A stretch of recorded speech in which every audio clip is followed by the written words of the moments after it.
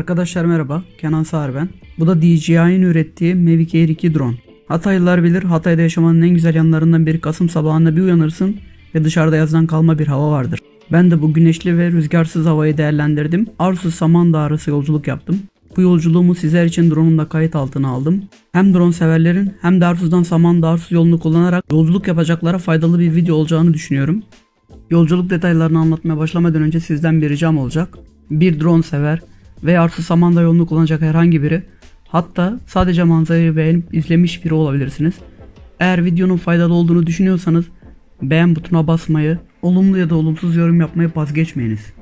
Bu videonun faydalı olduğunu ve devamının gelmesini gerektiğini düşünüyorsanız abone olmayı da unutmayınız. Şimdi gelelim yolculuğumdaki detaylara. Bu benim ikinci yolculuk denemem oldu. İlkinde drone ile talihsiz bir kaza yaşadım. O talihsiz kaza yaşanmasaydı yaklaşık bir 10 gün önce bu video hazırlanmış olacaktı. Öncelikle drone severlere şu bilgiyi verebilirim. Drone'u zaman zaman normal modda, zaman zaman da sport modunda kullandım. Normal modda kullandığımda biliyorsunuz ki sensörlerin tamamı açık. Araçtaki hızımı 30'dan yukarı çıkaramıyordum. Arabayı 30'dan hızlı sürdüğümde araç çok hızlı uyarısı geliyordu. Ki zaman zaman kopmalar yaşandı. Sport modda sensörlerin tamamı kapalı oluyor. Aracımla hızımı 60'a kadar çıkarabiliyordum. Genel olarak Mavic Air 2'nin takip modu beni tatmin etti. Videonun ilerleyen bölümlerinde geleceğiz ama Işıklı'dan sonraki yol biraz kötü ancak asfaltsız değil. Köylerde bolca market var. Kişisel ihtiyaçlarınızı Işıklı köyüne kadar mutlaka giderin. Işıklı köyünden sonraki yol kötü olmasına rağmen manzara güzel olduğu için çok vakit harcayacağınızı düşünüyorum. Bol bol fotoğraf ve video çekmek isteyeceksinizdir. Geçen hafta bu kaydı yapmamı engelleyen talihsiz kaza kısmına geldik. Drone severleri ilgilendirecek bir mevzu. O gün spor modda uçuyordum ve bugün olduğu gibi yine yalnızdım. Hem aracı hem drone'u yönetiyordum. Maalesef drone bir ağacın tepesine takılı kaldı. Uzun uğraşlar verdim ancak drone'u ağacın tepesinden indiremedim. Evet arkadaşlar, 112'yi aradım, yani itfaiyeyi aradım. Hatay Büyükşehir Belediyesi itfaiyesine teşekkür ediyorum. Yaklaşık 200 TL civarı karşılığında gelip drone'umu ağacın tepesinden indirdiler. Neyse ki drone'umda herhangi bir kırım yaşanmadı.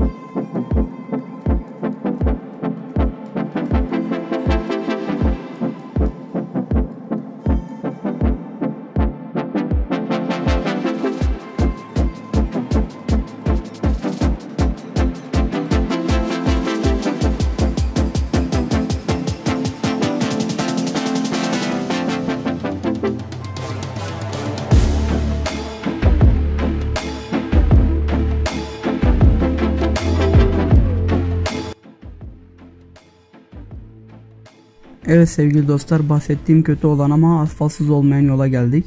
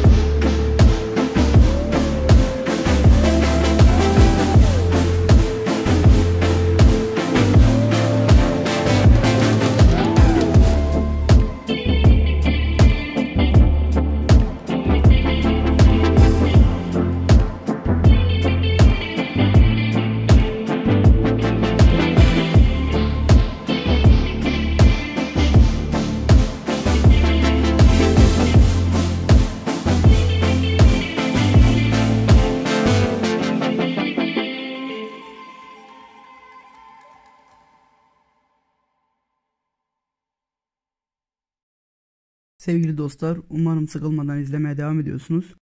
Videonun bu bölümünde asfaltlanmış sahil yoluna varıyorum.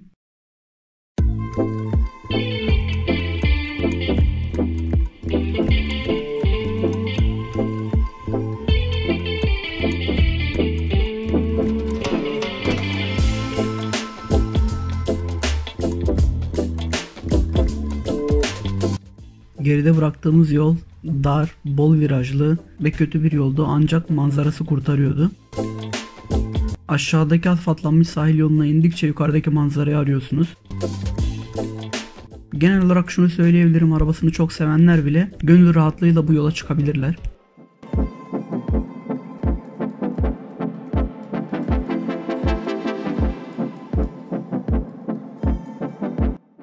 Drone severlere birkaç bilgi vermek istiyorum. Benim drone'um DJI Mavic Air 2 combo paketi, 3 bataryalı arkadaşlar.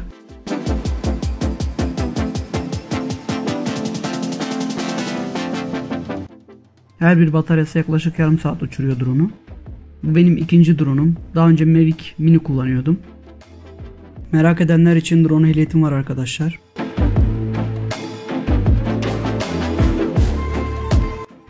Yolculuk yapacaklara şu bilgileri verebilirim. Sahil yolunda balık ekmekçiler mevcut ve eğer arabanıza bisikletinizi atabiliyorsanız mutlaka getirin. Sahil yolu boyunca kullanabileceğiniz bisiklet yolu mevcut.